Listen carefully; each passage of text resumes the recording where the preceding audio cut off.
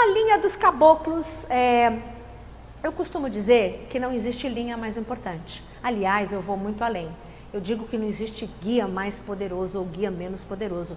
Todos os guias, para serem guias, trilharam um caminho de evolução, estudaram, se iniciaram, eu brinco, passaram pela escola de guia, colegial dos guias, faculdade dos guias, pós-graduação dos guias, mestrado dos guias, doutorado dos guias, para poder chegar, incorporar num médium, pisar num terreiro, incorporado e dar uma consulta, todos eles têm um grau de evolução muito grande, tá? O que nós entendemos caboclo não é mais evoluído ou menos evoluído que o marinheiro, caboclo não é mais evoluído ou menos evoluído que o preto velho, não. São linhas de trabalho diferentes, né? A linha dos caboclos, a linha dos pretos velhos, a linha do marinheiro, a linha do baiano, são linhas de trabalhos diferentes. Mas, na Umbanda, os caboclos, eles possuem uma posição, vamos dizer, não é que ele é mais evoluído, ele tem uma posição de destaque, porque eu entendo que a linha dos caboclos, ela está na dirigência da Umbanda. Não é que ele é mais evoluído, mas por uma organização da espiritualidade, a linha dos caboclos está na frente dos terreiros de Umbanda. Tanto é que o primeiro caboclo, aquele que fundou a Umbanda, o caboclo das 7 encruzilhadas, né? É o espírito que fundou a Umbanda, que incorporou no Pai Zélio Fernandino de Moraes, no dia 15 de novembro de 1908, foi um caboclo. Por que foi um caboclo? Porque foi coincidência? Não. Poderia ter sido um preto velho, poderia ter sido um baiano, poderia não poderia, porque na estrutura da Umbanda, como ela foi pensada lá em cima, na espiritualidade maior, como ela foi planejada, como ela foi fundamentada, a linha dos caboclos está nessa dirigência, nessa regência, nessa linha de frente, né? Eles são os grandes doutrinadores. Por quê? Vamos entender que a linha dos caboclos é regida por Pai Oxóssi, e Pai Oxóssi é o grande caçador. Pai Oxóssi é aquele que é o desbravador. Pai Oxóssi é o que vibra no campo mental, é o grande comunicador, é o grande doutrinador, né? É aquele que entra na mata, primeiro ele está ali, né? Ele vai desbravando os caminhos, ele é um dos senhores do caminho, né? A gente sabe que Ogum, Exu e Oxóssi são os 3 senhores dos caminhos, né? São os guardiões dos caminhos. Então, como o caboclo está ligado nessa força, claro que caboclo vem na frente. Claro que caboclo vem, normalmente é até muito comum caboclo ser guia-chefe. Quantos terreiros você não vê que é o terreiro do caboclo 7 flechas, o terreiro do caboclo das 7 montanhas, que é caboclo, sei lá, da Mata Verde, não é? Então, é muito comum ter na frente, né, na dirigência, na regência, um caboclo. Aqui, nós somos núcleo de Umbanda Sagrada Jacira das Águas, porque o regente desta casa, a dirigente desta casa é uma cabocla de Iemanjá, mas é uma cabocla, a Dona Jacira das Águas, né? A minha guia-chefe, ela é a chefe da casa. Então, que a gente vai entender que o caboclo, ele tem essa posição, tá? Agora, quem é esse caboclo? Claro, a gente fala, o meu caboclo fulano, o meu caboclo ciclano, a gente vai falando o nome dos caboclos, o meu caboclo isso, mas quem é esse espírito? O que a gente tem que entender é que o caboclo, a gente quando pensa no caboclo, a gente já imagina num índio. Ele foi um índio, ok, mas vamos dizer que ele teve uma encarnação de índio. E as outras encarnações? Ele veio 20 encarnações índio, ele tem um passado, ele tem uma história. Ele tem uma história kármica. E aí nós vamos ver que, dentre os caboclos, é muito comum ter espíritos de professores, filósofos, alquimistas, cientistas, boticários, sacerdotes de várias religiões, padres. Por quê? Porque são espíritos que já têm uma tendência, um gosto, um passado de estudo, de aprofundamento nos mistérios das religiões, nos mistérios de Deus. no funcionamento da natureza, né? São espíritos que gostam de estudar e espíritos que em muitas vidas foram devotados à religião, à fé. Então, e provavelmente em alguma encarnação, ele teve uma encarnação xamânica, ele teve uma encarnação de feiticeiro, de benzedeiro, né, de raizeiro, uma encarnação como índio no Brasil, mas nativo de alguma outra cultura, e aí ele se encaixa nessa linha dos caboclos, e aí ele se encaixa nesse arquétipo dos caboclos. Tá? Então isso que é legal a gente entender. Por isso que o caboclo, quando vem, ele tem muito conhecimento. É um espírito de muito conhecimento. Ele entende de erva, ele entende de pedra, ele entende de natureza, ele entende dos orixás, ele entende do funcionamento de um monte de coisa. São espíritos que já trazem essa curiosidade, esse estudo, uma bagagem intelectual, uma bagagem, vamos dizer, até acadêmica, se é que eu posso usar essa palavra, muito grande, né? Então, essa é a linha dos caboclos, e talvez até por isso que eles estejam muitas vezes à frente dos terreiros, porque a estratégia, é o conhecimento, né? É essa coisa do mental que pulsa aí, né? Em Pai Oxóssi. Enfim. O que mais que eu quero falar dos caboclos, né? O caboclo, ele também é muito curador, porque Pai Oxóssi traz essa energia, né? O caboclo, a gente já imagina, né? Aquele índio no meio do mato. Vamos lá, qual é o remédio do índio no meio do mato? São as ervas, são as folhas, né? São as raízes, os frutos, os preparados, né? Os cachimbados, as ervas que se joga na fogueira, a erva que se usa no cachimbo, o elixir ali, o preparado, macerado que passa numa ferida, o chá que você toma, então as garrafadas. Então, a proximidade com o elemento vegetal, com a mata, com a folha, com a erva, né, faz com que essa energia da cura, da saúde, né, essa energia vegetal seja muito presente junto aos caboclos. Associado aos estudos, quantos caboclos não foram médicos? Tem muito caboclo que em alguma encarnação ele era médico ou algo parecido, né? Porque alguns séculos atrás não existia o termo médico.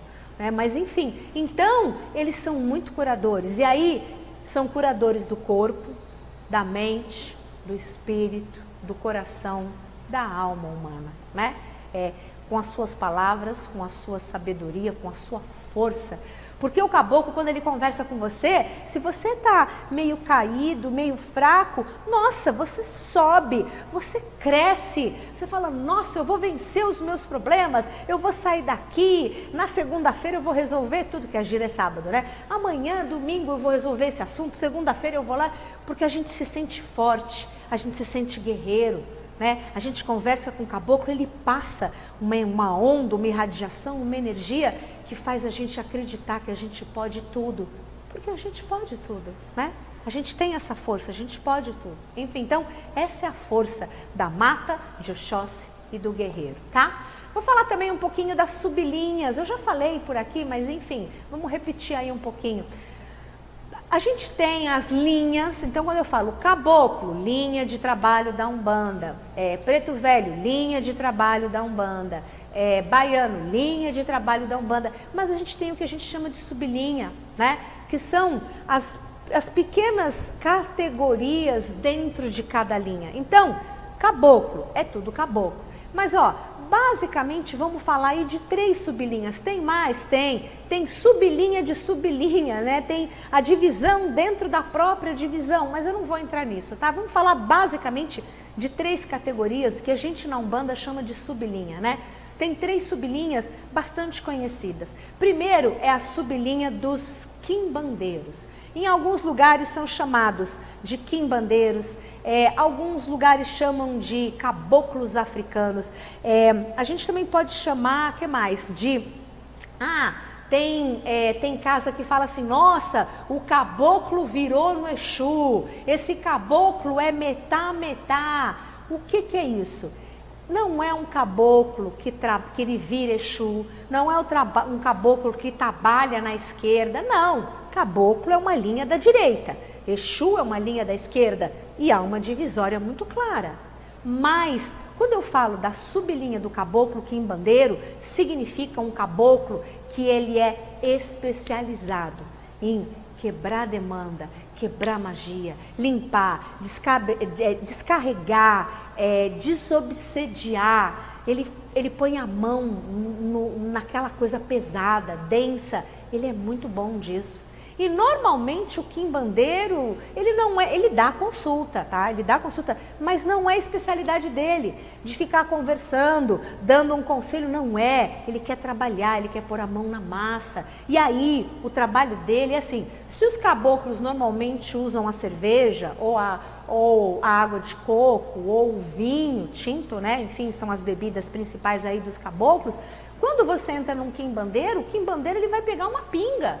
Nossa, um caboclo pegando pinga? Sim, ele é um quimbandeiro, né? Ele vai pegar um charuto, ele vai pegar uma pinga, ele vai pegar uma maraca, às vezes ele vai pegar uma ponteira, uma faca, né? Um punhal, né? O outro usa um arco e flecha, o quimbandeiro pode ser que ele pegue uma faca, um punhal, então, entende? E aí a gente vai falar que é a sublinha dos quimbandeiros. Então é muito comum, num momento de limpeza, de descarrego dentro de um terreiro, vamos chamar os caboclos quimbandeiros, vamos chamar os caboclos africanos, vamos chamar os caboclos cruzados na esquerda. Passou da meia-noite, o caboclo vai virar na esquerda? É caboclo, não virou na esquerda, mas ele está fazendo um trabalho similar ao do Exu, muito próximo à especialidade do Exu, só que ele faz na direita. Se o Exu é o guardião da esquerda, o caboclo quimbandeiro é um guardião da direita, né? E a gente tem guardião na direita e na esquerda, tá? Isso é uma sublinha.